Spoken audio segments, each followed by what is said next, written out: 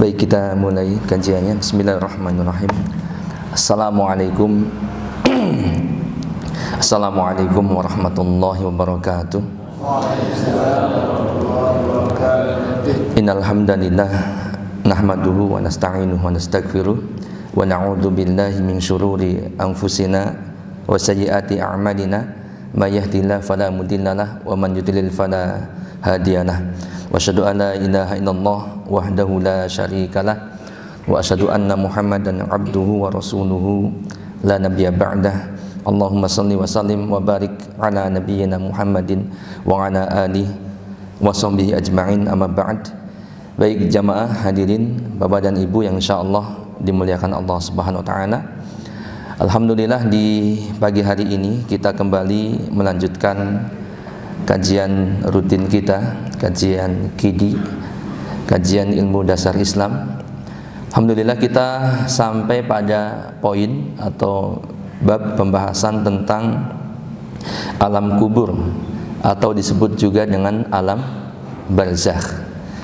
Ya, alam kubur atau alam barzakh. Jadi barzakh itu ya menurut definisi mudahnya adalah pembatas ataupun pembatas antara kehidupan dunia dengan kehidupan akhirat.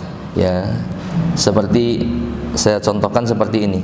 Ini ada buku, kemudian HP, dan ini ada tisu. Maka posisi barzakh itu di posisi HP. Kalau ini dunia, ya ini akhirat, ini barzakh. Jadi sebelum masuk kehidupan akhirat atau alam kubur, alam barzakh itu bagian rangkaian daripada perjalanan ke alam akhirat. Ya, sehingga Rasulullah sallallahu alaihi wasallam pernah bersabda bahwa alam kubur itu adalah awal perjalanan menuju akhirat. Ya, sehingga siapa yang selamat di alam barzakhnya, maka insyaallah atau berarti dia selamat di akhiratnya. Baik hadirin yang berbahagia, saya sampaikan materi ini berdasarkan kitab, dan ini sudah diterjemahkan ya kalau judul di bahasa Indonesia, dan ini sudah banyak dijual ya di toko-toko buku, Ensiklopedia Hari Akhir atau Al-Iman Bil Yaumil Akhir. Ini karangan atau disusun oleh Dr. Ali Muhammad As-Salabi. Insyaallah banyak yang kita bisa petik dari materi-materi ini. Baik, bahwa Allah Subhanahu wa taala telah menetapkan dengan kekuasaannya ya, bahwa Allah menetapkan ada tiga fase kehidupan ya. Di sini dikatakan ada tiga negeri ya. Yang pertama adalah negeri dunia, kemudian yang kedua negeri barzakh, dan negeri akhirat atau negeri keabadian disebutkan sini. Dan ini masing-masing hukumnya berlaku ya bagi masing-masing negeri itu. Dikatakan kalau negeri dunia itu hukum itu berlaku untuk jasad. Kemudian barzakh hukum berlaku untuk ruh, dan akhirat ya hukum itu berlaku hukum kenikmatan dan adab berlaku untuk ruh dan juga jasad ataupun tubuh ya. Nah, barzakh ini adalah istilah tentang alam yang berada di antara dunia dan akhirat sejak kematian hingga kebangkitan. Ini kita lihat berdasarkan surat Al-Mu'minun ayat yang ke-100. Allah Subhanahu wa taala berfirman, a'udzu billahi minasyaitonir rajim, wa min waraihim barzakhun ila yaumi yub'atsun. Ya. Dan di hadapan mereka ada dinding sampai hari mereka dibangkitkan. Ya, jadi ini diterangkan dalam Al-Qur'an bahwa sebelum dibangkitkan manusia itu berada di alam barzakh. Baik, hadirin, kemudian beberapa ayat Al-Quran yang menunjukkan tentang di alam kubur itu ada namanya adab kubur. Dan ini penting untuk disampaikan sebab ada sebagian kelompok yang kemudian menolak adanya adab kubur. Kan begitu ya, seperti dikatakan bahwa kelompok itu adalah Khawarij dan sebagian Mu'tazilah. Ya, ada sekarang istilah Neo Mu'tazilah. Ya. Sebab masih ada sampai sekarang orang-orang yang menghidupkan akidah ataupun keyakinan dari sebagian Mu'tazilah ini, yaitu menolak adanya adab kubur. Ya, mereka berargumen ataupun beralasan kenapa mereka tolak adab kubur. Ya, menurut mereka hadis-hadis yang menjelaskan tentang adab kubur, hadisnya hadis ahad, sehingga hadis ahad itu tidak bisa diyakini untuk masalah akidah, begitu ya, karena hadis ahad menurut mereka sifatnya adalah zoni, jadi bukan qat'i, bukan satu yang pasti. Dan menurut mereka, kita lihat, namun ternyata ya ulama ahlu sunnah mereka semua sepakat bahwa akan adanya adab kubur. Saya bacakan di sini beberapa argumen tentang ini ya, sebelum kita masuk dalil-dalil tentang adab kubur ya di dalam Al-Qur'an ataupun di dalam hadis ya. Yang pertama, seluruh ulama ahlu sunnah menetapkan adanya adab kubur. Tidak ada yang menolak kecuali ahlul bid'ah. Dan kelompok Khawarij dan juga sebagian Mu'tazilah ya, seperti dikatakan Dirar bin Amr, Bishr bin Al-Murisi, Yahya ibnu Kamil ya. Dan sementara kalau mayoritas Mu'tazilah ini mengimani, tapi sebagian dari Mu'tazilah ya berkeyakinan atau menolak adanya adab kubur. Kemudian yang kedua, Abu Hanifah mengatakan pertanyaan mungkar dan nakir di dalam kubur adalah hak. Ya, Imam Abu Hanifah mengatakan berarti ini meyakini adanya adab kubur, karena ada pertanyaan, ada fitnah kubur. Pengembalian ruh pada jasad di dalam kubur adalah hak. Himpitan kubur dan adabnya adalah hak bagi seluruh orang kafir dan bagi sebagian orang mukmin yang ahli maksiat, dan yang ahli maksiat ini adalah hak ataupun benar. Jadi himpitan kubur untuk orang kafir dan sebagian orang mukmin yang ahli maksiat itu benar. Berarti adanya adab kubur. Yang ketiga, Malik bin Anas meriwayatkan dalam kitabnya Muwatta ya, doa Abu Hurairah yang memohonkan perlindungan dari adab kubur untuk anak-anak kecil yang telah disalatinya. Mayit bahkan yang kecil pun didoakan dari adab kubur ya. Artinya ini berarti kalau orang didoakan selamat dari adab kubur, berarti adab kubur itu ada ya, itu hak gitu. Yang keempat Imam Asy-Syafi'i rahimahullah berkata, adab kubur itu benar adanya, dan pertanyaan yang diajukan kepada penghuni kubur juga benar ya, Imam Asy-Syafi'i.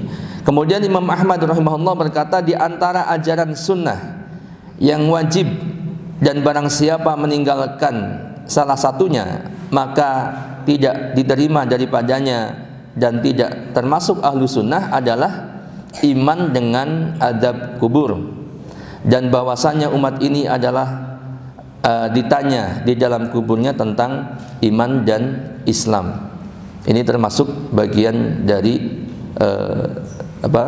ajaran sunnah, ahlu sunnah ya, dan barang siapa yang meninggalkannya dia berarti ahlul bid'ah, bukan ahlu sunnah. Beliau juga mengatakan adab kubur itu hak ya, tidak ada yang mengingkarinya melainkan orang yang sesat lagi menyesatkan. Yang keenam, Imam Al-Asy'ari berkata, Mu'tazilah telah mengingkari adab kubur, semoga kita dihindarkan daripadanya, padahal telah diriwayatkan dari Nabi SAW dengan beragam riwayat dan oleh sekian banyak sahabat radhiyallahu anhum. Tidak seorang pun dari mereka yang mengingkari ataupun menolaknya. Ringkasnya menurut beliau, ini merupakan ijma'. Ya, ijma'. Tahu ijma'? Ijma' itu kesepakatan, ya, konsensus bahwa seluruh ahlu sunnah wal jamaah sepakat. Ya, bahkan dikatakan ijma' dari para sahabat radhiyallahu anhum. Ini ijma'nya para sahabat. Ya, para sahabat tidak ada yang menolak akan adab kubur. Nah, kemudian Imam Ali bin Abil Is Al-Hanafi berkata, telah mutawatir berita dari Rasulullah sallallahu alaihi wasallam tentang adanya adab kubur dan nikmat kubur bagi penghuninya. Begitu pula tentang pertanyaan dua malaikat Munkar dan Nakir, ya, maka wajib meyakini dan mengimani kebenarannya. Ya, bahkan ya Imam Ali bin Abil Is ini ya, mengatakan telah mutawatir, sehingga apa yang diyakini oleh sebagian orang ataupun kelompok yang menolak adab kubur dengan dalih bahwa hadis tentang adab kubur itu hadisnya ahad, ya, maka ini tidak benar. Sebab para ulama telah menelitinya dan bahkan dikatakan telah mutawatir, ya. Jadi hadis mutawatir ataupun hadis ahad itu artinya hadis yang perawinya atau yang meriwayatkannya kurang dari 10 orang di setiap tingkatannya, itu hadis ahad. Ya, sedangkan hadis mutawatir yang dipastikan kalau dia sahih kebenarannya, ya hadis yang diriwayatkan oleh minimal 10 orang setiap tingkatan periwayatannya atau periwayatnya. Nah, cuman kalau mereka mengatakan bahwa hadisnya tidak mutawatir, ternyata dia benar, gitu ya. Dan apalagi ini, ya, disebutkan tentang adab kubur itu banyak sekali di dalam ayat Al-Quran. Kita lihat ayat-ayat Al-Quran yang menunjukkan tentang adab kubur. Ya, yang pertama surat Al-An'am 93. Ya, saya bacakan artinya. Dan siapakah yang lebih zalim daripada orang yang membuat kedustaan terhadap Allah dan atau yang berkata telah diwahyukan kepada saya padahal tidak diwahyukan sesuatu pun kepadanya, dan orang yang berkata saya akan menurunkan, ya, seperti apa yang diturunkan Allah. Ya. Alangkah dahsyatnya sekiranya kamu melihat di waktu orang-orang yang zalim berada dalam tekanan sakratul maut, sedang para malaikat memukul dengan tangannya sambil berkata, keluarkanlah nyawamu. Di hari ini, nah kita perhatikan, di hari ini kamu dibalas dengan siksa yang sangat menghinakan, karena kamu selalu mengatakan terhadap Allah perkataan yang tidak benar, dan karena kamu selalu menyombongkan diri terhadap ayat-ayat Allah. Nah, di sini ada kalimat di hari ini kamu dibalas dengan siksa yang sangat menghinakan, ya. Nah, ayat ini menjelaskan tentang keadaan orang kafir yang sedang sekarat dan bahwa malaikat datang mengabarkan kepadanya bahwa ia akan diadab pada hari ini. Yang dimaksud pada hari ini adalah pada hari setelah dia mati, setelah kematiannya, ya. Jadi bukan adab di hari akhirat atau setelah kiamat nanti. Ini menunjukkan bahwa adab tersebut terjadi sebelum hari kiamat. Nah, di ayat tersebut terdapat dalil yang menjelaskan tentang adab kubur. Seandainya adab ditunda dari mereka hingga dunia berakhir atau hingga hari kiamat, niscaya tidak dibenarkan dikatakan kepada mereka di hari ini kamu dibalas dengan siksaan yang menghinakan. Sehingga tidak mungkin ayat Al-Quran ini salah atau keliru, ya. Sedangkan ayat ini mengatakan pada hari ini kalian atau kamu akan dibalas dengan siksaan yang menghinakan, yaitu hari setelah kematiannya di alam kubur, gitu ya. Yang kedua, surat At-Taubah ayat 101. Ya, silakan bisa sambil disimak. Allah Ta'ala berfirman, wa mimman haulakum minal a'rabi munafiqun wa min ahlil madinah maradu 'alan nifaq la ta'lamuhum nahnu na'lamuhum sanu'adzibuhum marrataini summa yuradduna ila 'adabin 'adim. Ya, ada kalimat sanu'adzibuhum marratain. Di antara orang-orang Arab Badui yang di sekelilingmu, ya, itu ada orang-orang munafik dan juga di antara penduduk Madinah. Ini Al-Quran berkata demikian, dan memang orang munafik ada pada saat itu, ya. Mereka keterlaluan dalam kemunafikannya. Ya, kamu Muhammad tidak mengetahui mereka, tetapi kamilah yang mengetahui mereka. Nah, Allah katakan nanti mereka akan kami siksa 2 kali, kemudian mereka akan dikembalikan kepada adab yang besar. Ya, di sini katakan sanu'adzibuhum marrataini summa yuradduna ila adabin adim. Kita lihat penjelasannya. Ya. Firman Allah Subhanahu wa taala yang artinya nanti mereka akan kami siksa 2 kali, kemudian mereka akan dikembalikan kepada adab yang besar, yakni, ya, kami akan siksa mereka 2 kali. Yang pertama di dunia, ya, mereka disiksa berupa musibah yang menimpa jiwa, harta, anak dan lain sebagainya. Ini di dunia. Kemudian yang kedua, ya, yang kedua adalah di alam kubur. Jadi di sini ada 2 kali, kemudian setelah itu dikembalikan kepada adab yang besar, yaitu di akhirat. Yang kedua di alam kubur, dikatakan di alam kubur. Ini artinya di alam kubur itu ada balasan siksa. Ya. Kemudian mengenai di akhirat dikatakan dalam firman Allah Subhanahu wa taala, "Tsumma yuradduna ila adabin adim." Ya, kemudian mereka akan dikembalikan kepada adab yang besar. Nah, ini jadi di alam kubur ada adab kubur. Yang ketiga dalam surat Ghafir ayat 45 sampai 46. Ya, Allah berfirman yang artinya maka Allah memeliharanya dari kejahatan tipu daya mereka dan Fir'aun beserta kaumnya. Nah, ini ayat ini familiar. Dan Fir'aun beserta kaumnya dikepung oleh adab yang amat buruk. Kepada mereka ditampakkan neraka pada pagi dan petang hari, dan pada hari terjadinya kiamat dikatakan kepada malaikat, ya, Allah menyuruh malaikat, masukkanlah Fir'aun dan kaumnya ke dalam adab yang sangat keras. Jadi untuk Fir'aun dan kaumnya di alam kubur, ya, mereka sudah disiksa, ya, bahkan ditampakkan kepada mereka, ya, pagi dan petang hari itu ditampakkan kepada mereka neraka. Ya, ini menjadi dalil bahwa di alam kubur itu ada namanya adab kubur. Ya, dan ini banyak sekali ayat-ayat yang berbicara tentang ini. Ya, misalkan nanti bisa dilihat surat As-Sajdah ayat 21. Kemudian surat At-Tur 45 sampai 47. Ya. Kemudian surat At-Takasur, sampai dikatakan para ulama itu menafsirkan alhaakumut takasur hatta zurtumul maqabir.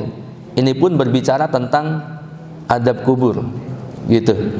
Ya, kemudian surat Nuh ayat 25 dan bahkan surat-surat yang lain yang mungkin tidak disebutkan di sini. Artinya, ya, kita harus meyakini bahwa di alam kubur ada adab kubur. Begitu, ya. Baik, selanjutnya fitnah kubur, ya, dan pertanyaan 2 malaikat. Dan ini adalah di antara peristiwa yang terjadi di alam kubur, ya. Ada namanya fitnah kubur dan pertanyaan dua malaikat yang kita sudah ketahui dan kita yakini. Terdapat banyak hadis yang menyebutkan tentang fitnah kubur dan pertanyaan 2 malaikat. Dan lagi-lagi sebagian kelompok ini tidak percaya tentang ini. Ya, jadi kalau misalkan diceritakan tentang adanya pertanyaan malaikat kepada ahli kubur, ya mereka nggak percaya.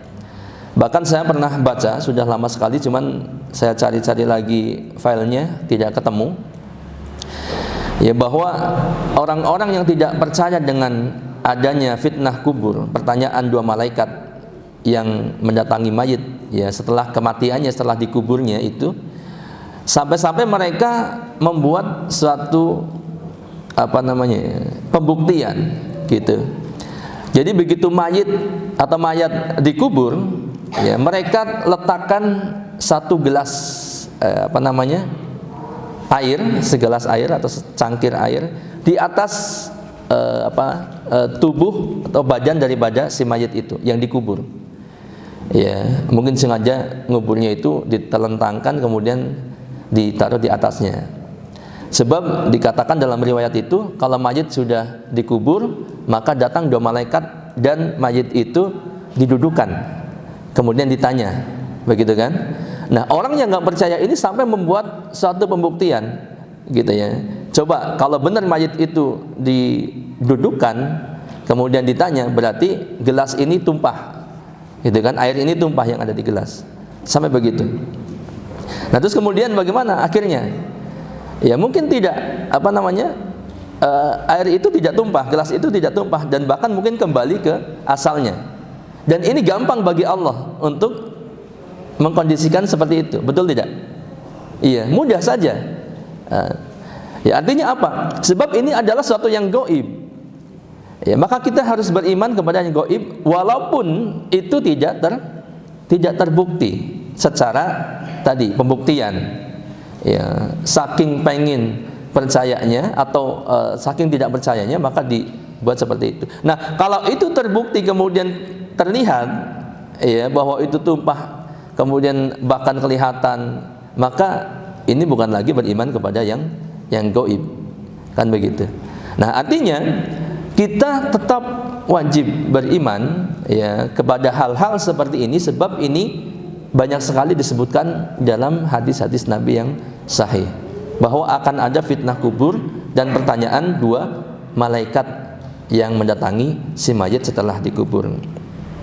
Kita lihat di antara dalil Al-Quran tentang pertanyaan dua malaikat adalah firman Allah Subhanahu wa ta'ala dalam surat Ibrahim ayat 27. Yusabbitullahu alladhina amanu bil qawli tsabit fil hayatid dunya wal akhirah wa yudillullahu dzalimin wa yaf'alullahu ma yasha.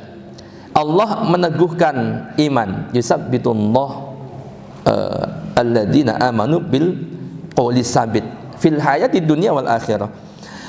Allah meneguhkan iman orang-orang yang beriman dengan ucapan yang teguh, ya, itu dalam kehidupan dunia dan akhirat.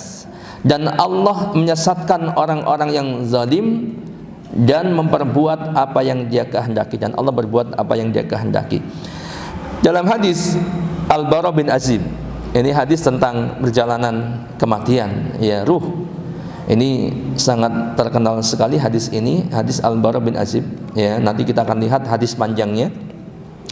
Rasulullah sallallahu alaihi wasallam bersabda, "Al-muslimu idza su'ila fil qabri yashhadu an la ilaha illallah wa anna Muhammadar Rasulullah. Fadzalika qawluhu yusabbitu Allahu alladziina amanu bil qawli tsabit fil hayatid dunya wal akhirah." Orang muslim bila ditanya di dalam kuburnya, maka dia akan bersaksi bahwa dia akan mengatakan asyhadu alla ilaha illallah wa asyhadu anna Muhammadar Rasulullah. Ya, kata Nabi sallallahu alaihi wasallam, itulah firman Allah Subhanahu wa taala dalam surat Ibrahim tadi, bahwa ya Allah meneguhkan orang-orang yang beriman dengan kalimat yang kokoh, gitu ya. Maka itulah firman Allah, Allah meneguhkan orang beriman dengan ucapan yang teguh, itu dalam kehidupan dunia dan akhirat. Ya, artinya jadi di dalam kubur itu seorang orang muslim itu akan ditanya, gitu ya. Nanti akan disebutkan bahwa yang ditanya, yang dapat fitnah kubur, pertanyaan kubur itu adalah orang muslim dan orang munafik. Adapun orang kafir tidak ditanya, ya, nggak perlu diuji, langsung dia diadab. Dalam As-Sahihain dari Anas bin Malik radhiyallahu anhu, ia berkata Nabi sallallahu alaihi wasallam bersabda, saya bacakan artinya, jika hamba diletakkan dalam kuburnya, mayit diletakkan di kuburnya dan para sahabatnya telah meninggalkannya, maka dia mendengar suara sendal mereka. Dia mendengar suara sendal orang-orang yang meninggalkan setelah dia mengantarnya, setelah mereka mengantarnya. Kemudian dua malaikat datang kepadanya lalu duduk seraya mengatakan kepadanya, ya, dua malaikat datang dan duduk dan mengatakan kepada mayit ini, apa yang engkau ketahui atau apa yang engkau katakan berkenaan dengan orang ini, berkenaan dengan orang ini. Yang dimaksud adalah Nabi Muhammad SAW. Maka orang mukmin akan menjawab, ya, jawabannya tadi, ya, aku bersaksi bahwa dia adalah hamba Allah dan Rasulnya. Aku bersaksi bahwa dia hamba Allah dan Rasulnya. Maka dikatakan kepadanya, lihatlah kedudukanmu di neraka. Ya, tidak berhenti di sini tentunya. Sungguh Allah telah menggantikannya untukmu dengan kedudukan di surga. Sebab dalam keterangan yang lain, dalam hadis yang lain dikatakan setiap orang itu sudah ada tempatnya di neraka masing-masing, dan dia digantikan dengan tempat di surga ketika si mukmin ini, ya, dapat menjawab apa yang ditanyakan oleh malaikat. Dan jawaban ini, pertanyaan ini tidak bisa dijawab kecuali dengan iman. Ya, pernah nggak antum melihat satu video singkat dari luar negeri, ya, mungkin dari Afrika atau dari mana gitu. Seorang perempuan, anak kecil, ya, berdialog dengan orang dewasa. Mungkin ini video sengaja dibuat mengingatkan kepada kita tentang pertanyaan kubur, bahwa pertanyaan ini tidak bisa dijawab kecuali dengan iman. Ya, seperti, ya, kurang lebihnya begini.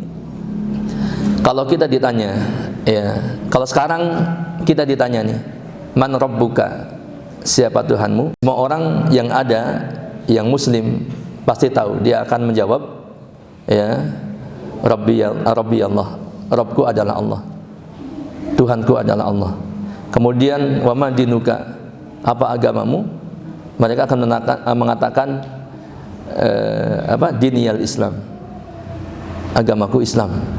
Gampang, ya. Kemudian siapa nabimu? Dia akan mengatakan Nabi Muhammad SAW. Semua orang yang ada di dunia ini, ya, yang beriman, yang muslim, pasti gampang menjawabnya.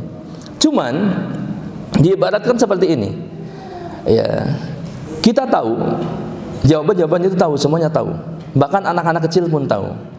Tapi di akhirat nanti diibaratkan kita tahu jawabannya, tapi mulut kita nggak bisa berbicara, nggak bisa membuka sama sekali, nggak bisa ngomong, ya, sehingga walaupun tahu nggak akan keluar jawaban itu. Coba sekarang saya tanya Rahmat, Mat, saya tanya, ya, jawab tapi jangan, mulutnya jangan ngebuka, ya. Ya, siapa Tuhanmu? Gimana jawabnya? Siapa Tuhanmu? Gini doang kan? Gak bisa jawab. Ya, artinya pertanyaan ini tidak akan bisa dijawab kecuali oleh orang-orang yang beriman dengan keimanan yang benar. Sehingga fitnah kubur, ya, bukan satu hal yang mudah, yang seperti kita menjawab pertanyaan soal-soal ujian di sekolah kita, bukan. Di dunia ini sama sekali tidak sama, begitu. Baik. Nah, dia ditanya kembali kepada hadis ini. Setelah dia menjawab dengan benar, maka kedudukannya di neraka diganti dengan surga, kedudukan di surga. Nabi SAW kemudian bersabda, kemudian dia melihat keduanya sekaligus, neraka dan surga. Adapun orang kafir atau orang munafik, maka dikatakan kepadanya, apa yang engkau katakan berkenaan dengan orang ini? Dia menjawab, aku tidak tahu. Aku mengatakan bagaimana yang dikatakan orang banyak. Jadi dia cuma ikut-ikutan. Dikatakan kepadanya, engkau tidak tahu dan tidak pula membaca. Kemudian dia dipukul dengan palu dari besi, dan dengan satu pukulan, lalu dia berteriak dengan teriakan yang bisa didengar oleh para makhluk di sekitarnya kecuali jin dan manusia. Siksa kubur, teriakan orang-orang yang disiksa di dalam kubur itu bisa didengar oleh semua makhluk yang ada di sekitarnya kecuali jin dan manusia. Jadi kalau antum naik kuda ya di dekat kuburan, kemudian kuda itu menjerit atau meringkik atau melakukan gerakan-gerakan yang aneh, kemungkinan dia mendengar orang yang sedang disiksa. Sedangkan manusia memang dibuat tidak mendengar, ya, sebab ini lagi-lagi beriman kepada yang gaib.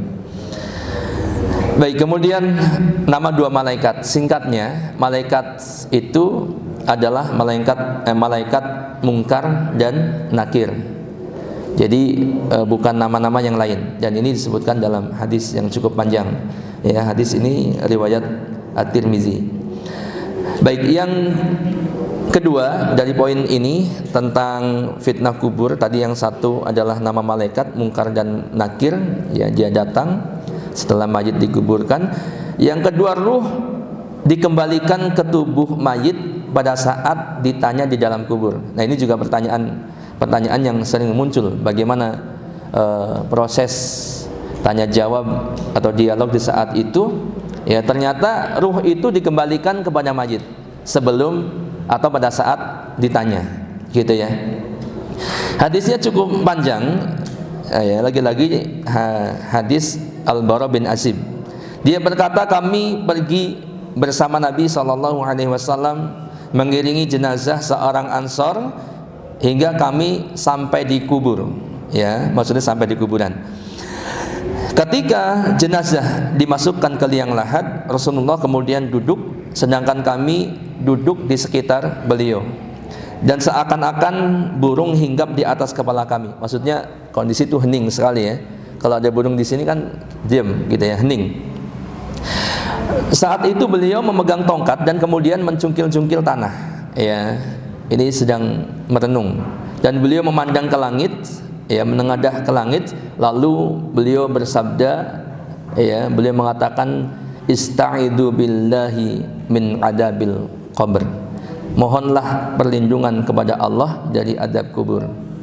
Ya, ini pun menjadi dalil bahwa adab kubur itu ada, sebab Rasulullah menyampaikan, ya, kepada para sahabatnya untuk berlindung kepada Allah dari adab kubur.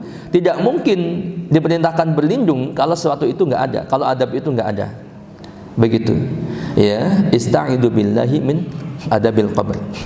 Nah, kemudian beliau sallallahu alaihi wasallam bersabda, ini menceritakan tentang perjalanan ruh setelah kematiannya. Ya, saya bacakan, saya simak supaya barangkali sebagian dari hadirin belum pernah membaca hadis ini, ya, biar kita tahu. Beliau bersabda, hamba mukmin, seorang mukmin bila terputus dari dunia dan menuju akhirat, ya, dia meninggal, maka para malaikat turun kepadanya dari langit dengan wajah yang putih, seakan-akan wajah mereka adalah matahari, ya, wajahnya bersinar, dengan membawa kain kafan dan parfum dari surga, hingga duduk menjauh darinya sejauh mata memandang.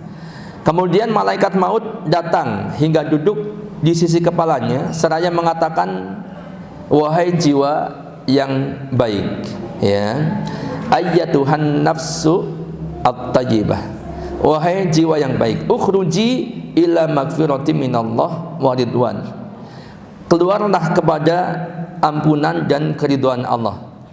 Ini malaikat ketika akan mencabut nyawa seorang mukmin, orang yang beriman, ya, dengan keimanan yang benar. Maka jiwa itu pun keluar, mengalir bagaikan tetesan air yang mengalir dari mulut tempat air, atau dikatakan dari mulut teko, mengalir halus, gitu, keluar dengan cara yang sangat lembut. Ya. Lalu malaikat maut mengambilnya, dan malaikat maut kemudian menyambutnya. Ketika malaikat maut mengambilnya, mereka tidak membiarkannya di tangannya sekejap mata pun, hingga mereka mengambilnya dan menaruhnya pada kain kafan dan parfum itu.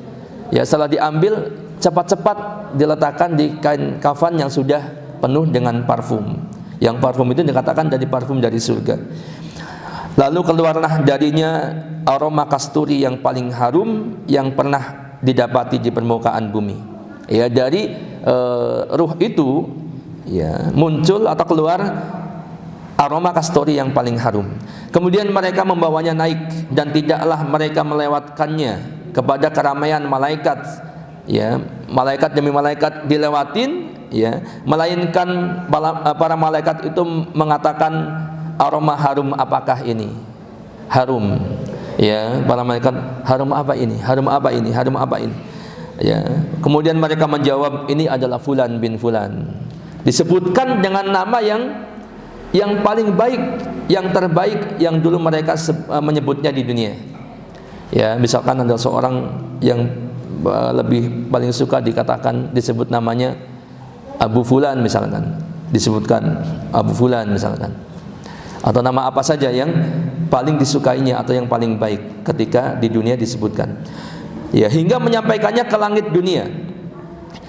Sesampainya di sana, mereka minta dibukakan pintu langit untuknya. Lalu pintu langit pun dibukakan untuk mereka. Maka setiap malaikat yang dekat kepada Allah dari setiap langit sampai langit berikutnya mengikutinya. Ya, jadi setiap malaikat yang dilewatinya itu mengikutinya. Ya, hingga menyampaikannya ke langit yang ketujuh. Maka Allah berfirman, tulislah buku catatan hambaku ini di Illiyin, dan kembalikanlah ke bumi, karena darinya lah aku menciptakan, dan kepadanya aku mengembalikan mereka, serta darinya aku membangkitkan mereka kembali. Ruhnya pun, nah ini perhatikan, ruhnya pun dikembalikan ke dalam jasadnya. Jadi ruh itu dikembalikan ke jasad, ya, sebelum ditanya atau pada saat akan ditanya pertanyaan kubur tadi. Kemudian dua malaikat mendatanginya lalu menundukkannya seraya bertanya kepadanya, man rabbuka, siapa Rabbmu? Dia menjawab, Rabbku adalah Allah, Rabbi Allah. Ya, yang kedua kemudian bertanya kepadanya, apa agamamu? Ya, dia menjawab, agamaku adalah Islam. Kemudian keduanya bertanya kepadanya, siapakah orang ini yang telah diutus di tengah-tengah kalian? Dia menjawab, dia adalah Rasulullah. Keduanya kemudian bertanya lagi, ya, apakah amalmu? Dia menjawab, aku membaca kitabullah, lalu aku beriman kepadanya dan membenarkannya. Maka kemudian penyeru dari langit memanggil, sungguh benar hambaku, hamparkanlah untuknya permadani dari surga, ya, pakaikanlah kepadanya pakaian dari surga, dan bukakanlah untuknya sebuah pintu menuju surga. Saat itulah aroma dan keharuman surga datang kepadanya, dan kuburnya diluaskan sejauh pandangan matanya. Kemudian datang kepadanya seorang yang berwajah tampan, berpakaian bagus, berbau harum. Lalu dia mengatakan, bergembiralah dengan apa yang menyenangkanmu. Ini adalah harimu yang dulu dijanjikan kepadamu. Dia mengatakan kepadanya, ya, si mayit ini berkata kepada orang ini, ya, siapakah engkau? Wajahmu adalah wajah yang datang membawa kebaikan. Maka orang ini menjawab, aku adalah amal solehmu. Dan dia mengatakan, wahai Rabb, segerakanlah hari kiamat agar aku kembali kepada keluargaku dan hartaku. Nah, ini tentang perjalanan orang yang beriman setelah meninggalnya atau pada saat meninggalnya. Luar biasa. Dan sebaliknya, orang-orang kafir sebaliknya, gitu ya. Singkatnya begini, begitu akan datang kematian, sama malaikat datang kepadanya, ya, kemudian diambilkan kain kafan, ya, dan setelah itu dia keluar. Dan keluarnya orang kafir ketika meninggal atau orang-orang yang durhaka ini, itu dikatakan seperti besi yang banyak durinya, ya, besi panas banyak, besi basah banyak durinya, kemudian ditarik dari kain wol atau kain wol, besi kain wol kemudian ditarik seperti berat begitu, ya. Jadi antum bisa bayangkan kalau ada besi-besi banyak duri-durinya kemudian dikaitkan ke kain, dan kain itu kain wol, bukan kain yang seperti ini, dan itu brudul begitu, ya, kasar, ya, ketika mencabut ruh dari orang kafir ini, dan kemudian dibawa, ya, dan mengeluarkan bau yang sangat busuk. Ya, kalau tadi setiap malaikat itu mengatakan ini harum apa ini, harum apa ini, kemudian dijawab ini fulan bin fulan dengan perkataan yang dengan sebutan nama yang paling baik ketika di dunia orang yang beriman tadi. Sedangkan orang yang durhaka ini, ya, ini bau apa ini, busuk banget gitu. Bau bangkai yang paling busuk. Kalau antum pernah mencium bau itu, ya, itu mungkin lebih daripada itu. Ya. Dikatakan siapa ini? Dia disebutkan fulan bin fulan dengan sebutan yang paling buruk bagi dia, yang ketika di dunia disebut oleh orang-orang. Ya, kemudian para malaikat boro-boro ngikutin, ya, semuanya menolak. Dan sama kemudian dikembalikan dan kemudian ditanya. Dan setelah ditanya oleh malaikat, tentunya mereka tidak bisa menjawab pertanyaan-pertanyaan itu. Baik, kita singkat. Selanjutnya, apa saja hal-hal yang bermanfaat bagi mayit dari amalan orang-orang yang masih hidup? Ya, nah ini perlu kita perhatikan ini. Yang pertama adalah apa yang diusahakan oleh mayit itu sendiri semasa hidupnya. Yang kedua adalah doa kaum muslimin dan permohonan ampun untuk mereka. Ya, kemudian dikatakan sedekah dan haji. Nah, dalilnya adalah diantaranya surat Al-Hasyr ayat yang ke-10. Allah memuji orang-orang yang beriman yang mendoakan saudaranya, ya. Sehingga ini dikatakan karena Allah memuji mereka, ini doa ini berarti bermanfaat untuk mayit. Waladina ja'u min ba'dihim yaquluna rabbana ighfir lana wa li ikhwanina alladina sabaquna bil iman wa la taj'al fi qulubina ghillan lil ladina amanu rabbana innaka raufur rahim.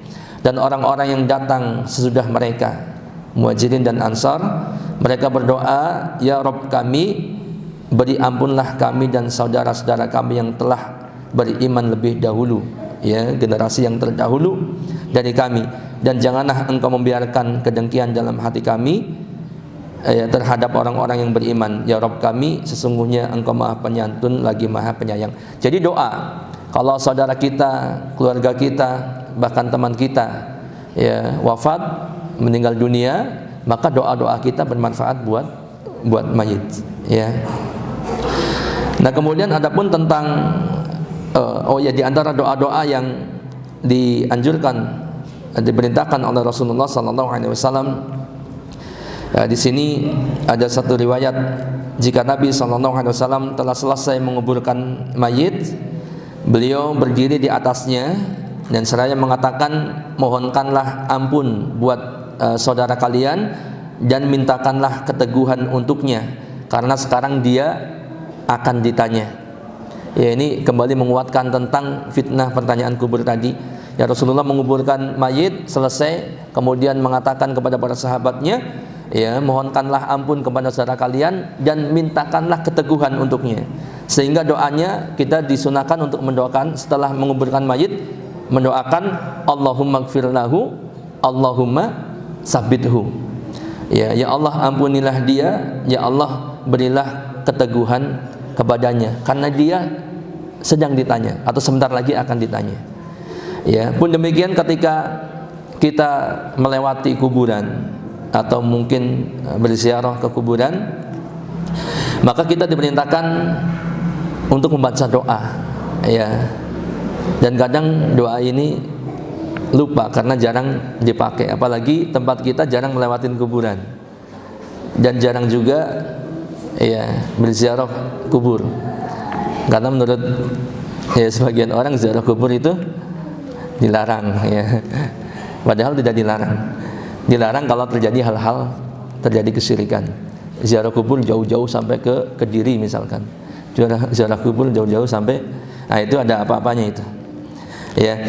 Jadi ketika masuk ke dalam kuburan atau melewati kuburan, diperintahkan untuk berdoa, assalamualaikum ahlad diyar minal mu'minin wal muslimin wa inna insyaallah bikum lahiqun. Nas'alullah lana wa lakumul afiyah. Ya, doanya seperti itu. Ya, nanti ya nggak apa, nggak ada masalah mungkin ya, walaupun sambil jalan, sambil dihafal, walaupun nggak ngelewatin kuburan gitu, dihafal. Ya, ini artinya ini doa ya bagi orang-orang yang hidup kepada orang-orang yang sudah meninggal.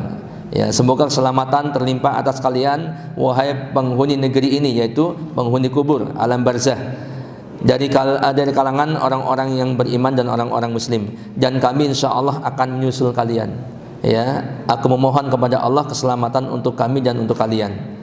Jadi di sini pun tersirat bahwa kita akan menyusul, diingatkan ya, kita akan menyusul orang-orang yang sudah meninggal. Baik, adapun tentang apa yang diusahakan oleh mayit itu adalah seperti dikatakan dalam hadis tentang amal yang tidak terputus ya, walaupun pemilik amal itu sudah meninggal.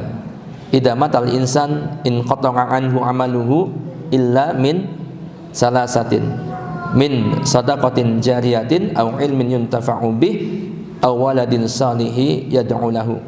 Nah, di sini ada yang menarik ya, yang mungkin sebagian dari kita tidak atau kurang perhatian dalam hal ini. Dikatakan awaladin salihin yad'u lahu, anak soleh yang mendoakannya. Jadi memang anak soleh yang mendoakan. Ya, kalau anak yang tidak soleh, ya boro-boro mendoakan orang tuanya. Terkadang mendoakan diri sendiri pun enggak. Ya, karena dia tidak soleh, lupa terhadap Tuhannya dan lupa terhadap dirinya sendiri, apalagi kepada orang lain. Dan anak bukan orang tua. Ya, dikatakan anak yang soleh. Kenapa tidak dikatakan orang tua? Gitu ya. Jadi memang karena terkadang atau kebanyakan realitanya ini bahwa orang tua itu biasanya meninggal lebih dulu daripada anaknya. Ya, sehingga kalau orang tua sudah meninggal ya nggak mungkin mendoakan anaknya. Ya, sedangkan anak itu biasanya umurnya lebih, maksudnya meninggalnya lebih belakang daripada orang tuanya. Maka dikatakan anak yang soleh mendoakan orang tuanya. Ya, maka perlu kita mendidik anak-anak kita untuk menjadi anak yang soleh, yang mengikuti mayit dan kuburnya. Biasanya sampai jam berapa? Jam 6 ya? Jam 7? Allahu Akbar. Mau nepok jam 7. Enggak, pertanyaan saya angkat tangan. Baik, kita lanjutkan ya. Ini penting untuk diingatkan, sebab kalau nggak diingatkan ya ada banyak hal tentang akidah yang dulu kita hafal sekali, dulu kita melekat sekali ya, tapi begitu kita sudah kenal dunia kerja, dunia ini, khususnya orang-orang yang di luar. Kalau di sini alhamdulillah, kalau untuk karyawan Hasmi Al-Huda itu alhamdulillah diwajibkan seminggu 3 kali kajian gitu kan, sehingga diingatkan terus tentang akidah, tentang manhaj, tentang segala macam gitu ya, tentang amal-amal, targhib wa tarhib, sehingga ingat. Tapi ada orang-orang yang dulunya waktu kecil dia ngaji terus, kemudian begitu kenal dunia dunia luar, maksudnya entah kerjaan dan sebagainya, sibuk dengan kegiatannya, lupa semua itu, lupa ngaji. Banyak sekali yang lupa ya, termasuk mungkin perjalanan tentang mulai dari alam kubur sampai akhirat, banyak yang lupa, sehingga perlu untuk diingatkan. Baik, yang kelima, yang mengikuti mayit di kuburnya ya. Rasulullah SAW bersabda, jadi ada tiga hal yang mengikuti mayit ketika dikubur ya, ketika berangkat dikuburkan. Yatba'ul mayyita salasatun fayarji'u isnani wa yabqa wahidun. Yatba'uhu ahluhu wa maluhu wa amaluhu fayarji'u ahluhu wa maluhu wa yabqa amaluhu. Mayit itu diikuti oleh 3 perkara.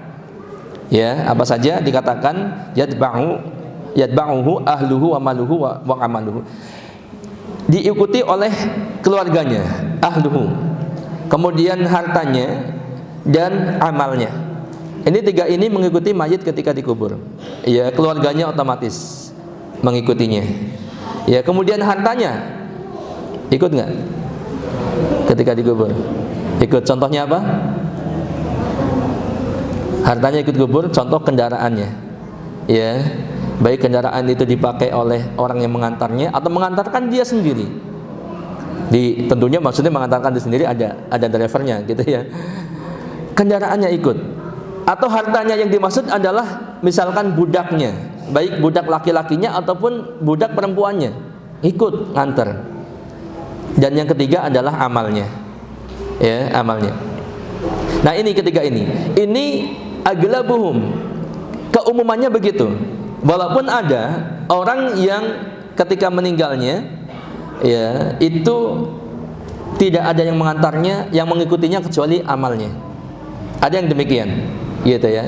Ada yang demikian. Di suatu kondisi tertentu dia meninggal, gitu kan. Mungkin nggak ada yang ngikutin kecuali amalnya saja.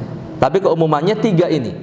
Dan yang dua kembali, keluarganya dan hartanya itu kembali, dan sedangkan yang yang kekal bersamanya adalah amalnya. Ya, ini berarti menjadi pelajaran buat kita, ya. Ya, seperti kita juga sering mengatakan kepada orang-orang yang bahwa nggak usah terlalu ngoyo gitu ya, nggak akan dibawa mati. Memang betul, nggak akan dibawa mati dunia itu. Ya, hartanya, keluarganya kembali.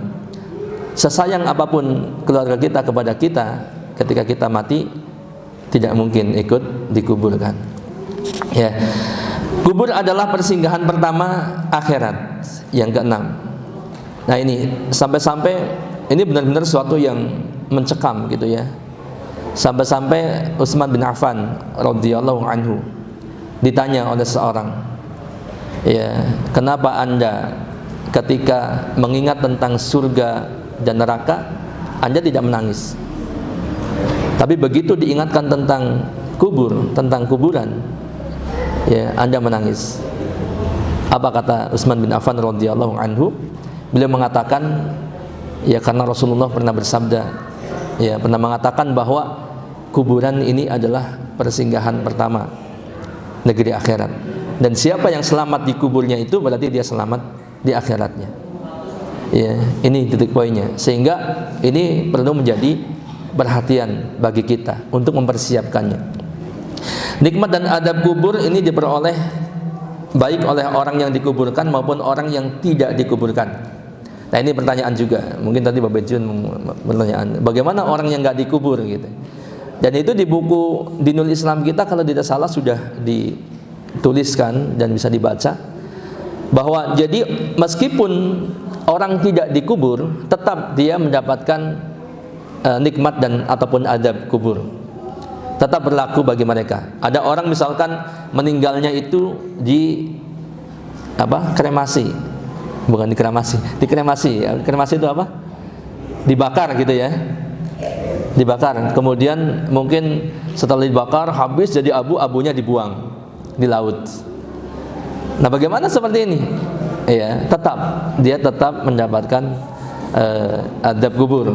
Ini cuma otomatis adab kubur. Kalau dikremasi mungkin ini berarti bukan orang Islam, gitu kan?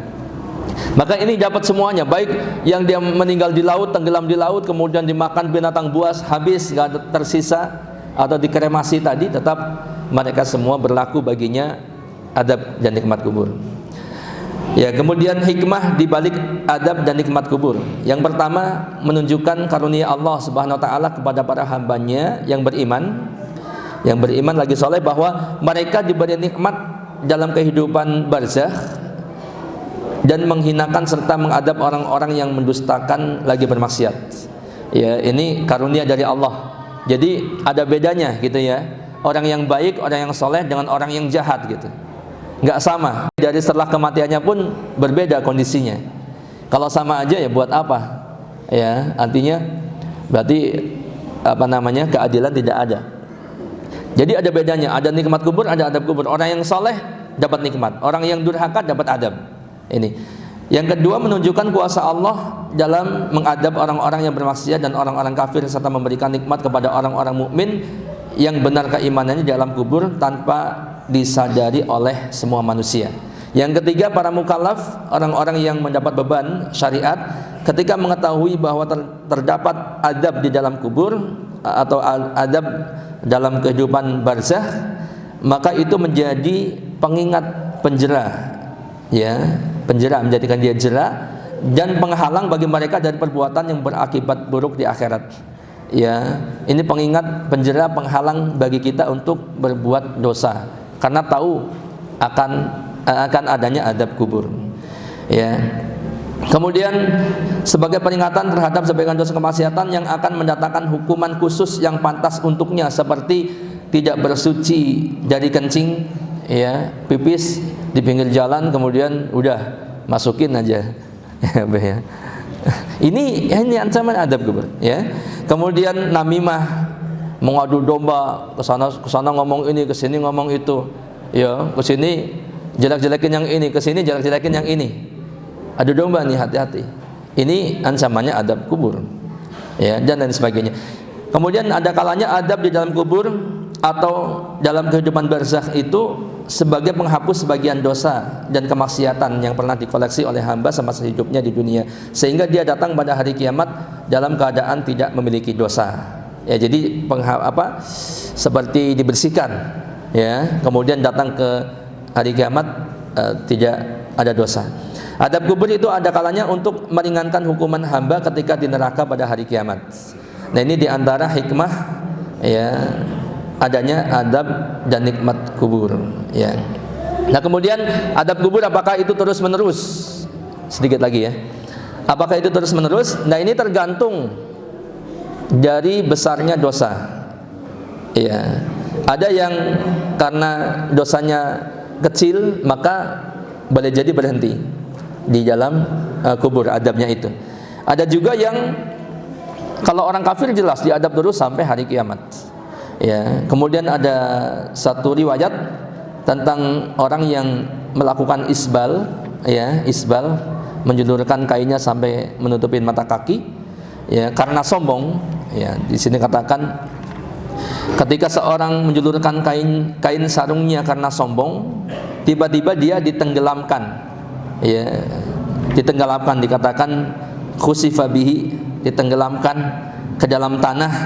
Dan dia masuk ke dalam tanah hingga hari kiamat. Jadi terus dia tenggelam di tanah, ya, adabnya itu sampai hari kiamat. Berarti terus menerus. Ya. Adapun orang kafir maka ini terus menerus. Baik, adapun tentang sebab-sebab adab kubur ini banyak sekali disebutkan. Nanti antum semua bisa